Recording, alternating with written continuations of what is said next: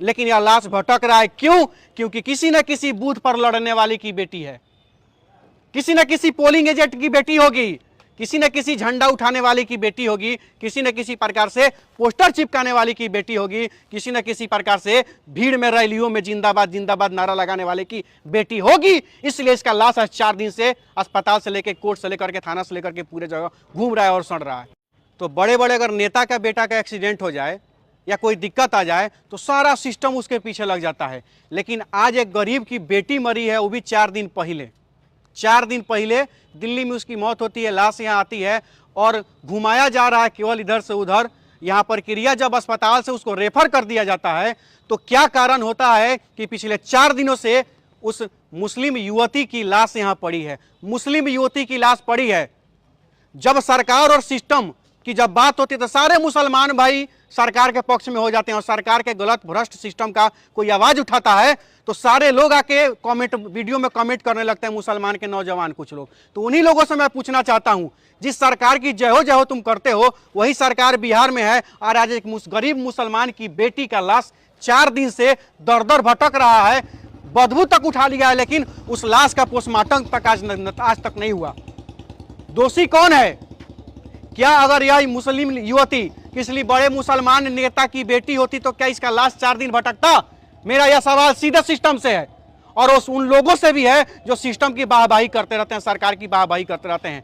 तुमको जितना जिंदाबाद करना है कर लो, जितना जिंदाबाद करना है कर लो, जिसके साथ जाना है मुसलमानों को बिहार के जाएं, कोई दिक्कत नहीं है। लेकिन मेरा जो सवाल है ये किसी जाति एक धर्म से नहीं पूछ रहे, मैं सिस्टम से सवाल पूछ रहा हूं।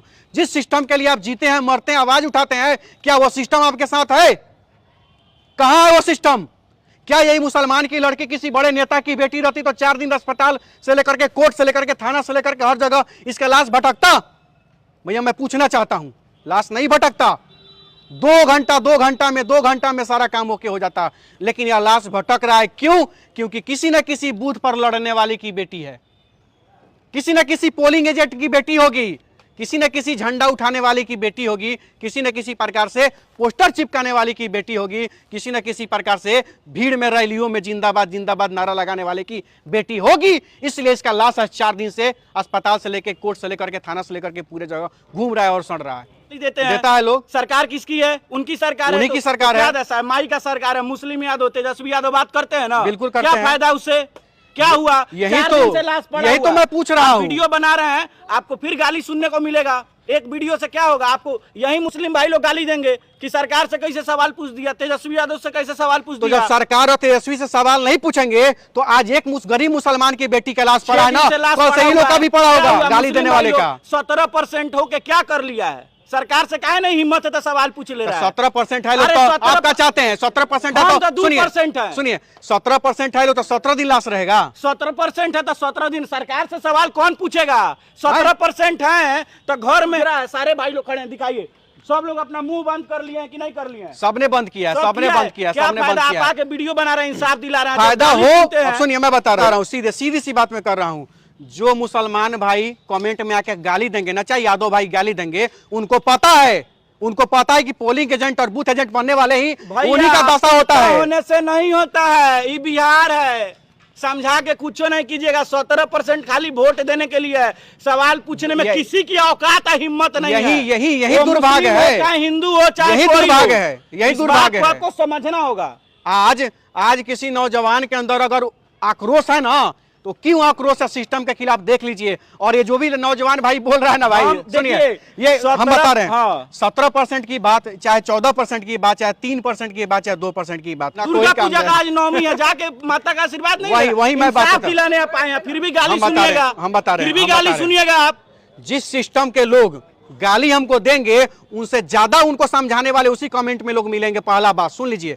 और दूसरा बात, यहां मैं किसी से नहीं डरता हूं। अगर मेरा सिस्टम सही है तो किसी भी गलत सिस्टम को फाड़ कर रखने की ताकत रखता हूं। दूसरा चीज और तीसरा चीज भी सुन लीजिए। जो लोग, जिसकी जितनी हिस्सेदारी उसकी उतनी भागीदारी, जातीय जनगणना करके लोग आवाज दिया ना नारा, तो मैं वही सी मुसलमान भाइयों से पूछना चाहता हूं कि जिसकी जितनी हिस्सेदारी, सबसे ज्यादा हिस्सेदारी आपकी होनी चाहिए, 17% है सबसे ज्यादा।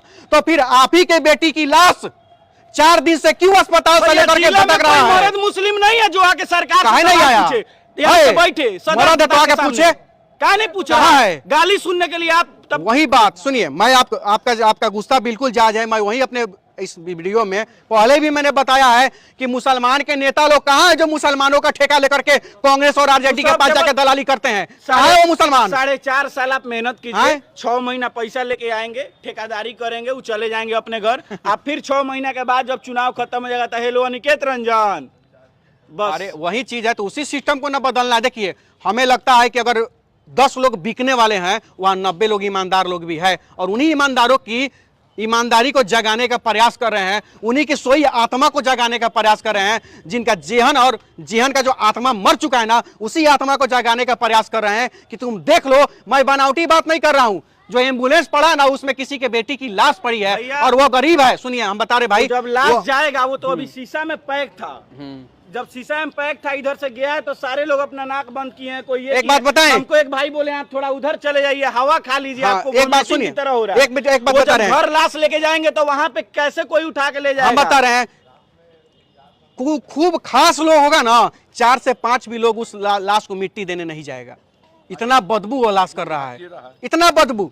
लेकिन एक चीज और बताइए, 17% होने से कोई मतलब नहीं है।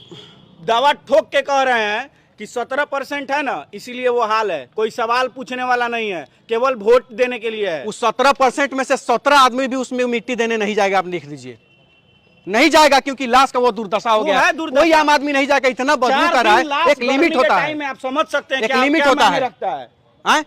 नहीं तो हम सरकार से सवाल पूछ रहे हैं, हम सिस्टम से पूछ रहे हैं कि क्यों किस एक गरीब के बेटी की लाश आज पड़ी है। नेता मंत्री सरकारी पदाधिकारी का रहता तो औकात है कि 4 दिन लाश 2 घंटा सिस्टम फिल्टर फाड़ देता वो आदमी आके यहाँ 2 घंटा में जो है ना, 2 घंटा में है उसका पूरा हो जाता। फिल्टर फाड़ देता, वो गरीब के बेटी का लाश था, इसीलिए झेल रहा है 4 दिन से। कहीं भाई भटक रहा होगा, कहीं बाप भटक रहा होगा, कहीं मतारी रो रही होगी, कहीं बहन तड़प रही होगी। बता रहे हैं, 4 बार सदर अस्पताल में पिछले 3 दिनों में आया हूं, लेकिन क्या यही फोन जो नेता दलाली करता है आपका वोट मांगने आपके मोहल्ले में समुदाय में नहीं उठाएगा? पूछे उससे, नहीं पूछाऊंगे उससे। फोन में नहीं उठाएगा, फोन में नहीं उठाएगा, फोन नहीं उठाएगा। पीए गलती से फोन उठा लेगा तो कहेगा सर बिजी है, 2 दिन के बाद बात होगा, तो ले काम खत्म। ये वो थोड़ा जा करके एक विजुअल लेकर के दिखा दीजिए, और वो विजुअल हम चला रहे हैं, देख लीजिए। और एम्बुलेंस में लाश पड़ी हुई है। लेकिन एक चीज मैं आपको बता रहा हूं, सबसे पहले गुस्सा तो अंदर है नौजवानों के अंदर, केवल इनके अंदर नहीं है, पूरे बिहार के नौजवानों में गुस्सा भरा हुआ है। और आपका गुस्सा बहु कुछ नहीं, अभी बहुत आपसे भी ज्यादा गुस्सा वाला नौजवान भरा पड़ा है, लेकिन वो कोई फर्क नहीं पड़ता है। आप जैसे अमरीश पुरी कहा था कि बेटा तुम अपना गुस्सा पाल के रखो, वक्त आएगा तो उसको निकाल देना, सबका हिसाब होगा। वक्त आएगा तो गुस्सा निकालना, गुस्सा बेचना नहीं ना। नहीं, यहाँ गुस्सा बेच देता है लोग भैया। यही कहा था कि जब भैया तो गुस्सा निकालना, तो गुस्सा पाल के रखिएगा तो गलत सिस्टम के खिलाफ लड़के न्याय लीजिएगा, आके गुस्सा को बेच दीजिएगा। लड़ेंगे, गुस्सा को बेच दीजिएगा, लड़ना नहीं बंद होगा, लड़िएगा। सरकार पिछड़ा हुआ है, पिछड़ा हो गया, दलित पिछड़ा हुआ है, अल्पसंख्यक पिछड़ा हुआ है। तो पहले सरकार तो पिछड़ा का पिछले 33 साल से हाल हो गया, सुधर गया।